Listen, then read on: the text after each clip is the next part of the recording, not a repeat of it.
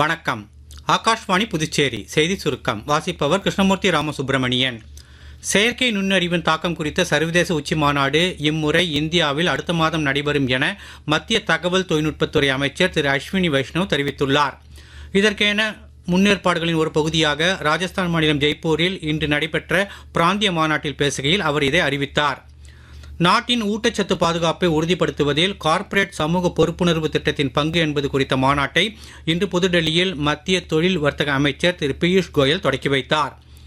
ஊட்டச்சத்து குறைபாட்டின் அடிப்படை காரணங்களை கண்டறிந்து போக்க வேண்டியதன் அவசியத்தை அவர் வலியுறுத்தினார். தமிழ், தெலுங்கு உள்ளிட்ட 5 செம்மொழிகளின் 55 இலக்கிய படைப்புகளை மத்திய கல்வி அமைச்சர் திரு தர்மேந்திர பிரதான் இன்று புதுடெல்லியில் வெளியிட்டார்.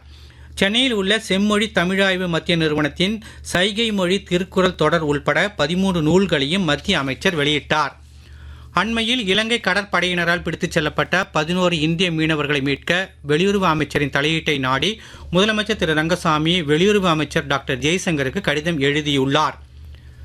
மத்திய அரசு வழிகாட்டுதலின்படி புதுச்சேரியில் நடத்தப்பட்ட பல்வேறு போட்டிகளில் வெற்றி பெற்ற இளைஞர்கள் புதுடெல்லியில் தேசிய இளையோர் விழாவில் பங்கேற்க உள்ளனர். துணைநிலை ஆளுநர் திரு கைலாஷ்நாதன், முதலமைச்சர் திரு ரங்கசாமி ஆகியோர் இன்று இவர்களை வழி அனுப்பி வைத்தனர்.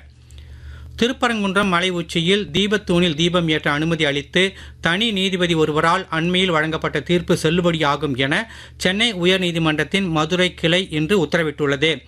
மத்திய தொழில் வர்த்தக அமைச்சர் திரு பியூஷ் கோயல், தகவல் ஒலிபரப்புத்துறை இணையமைச்சர் டாக்டர் எல் முருகன் உள்ளிட்டோர் நீதிமன்ற உத்தரவை வரவேற்றுள்ளனர்.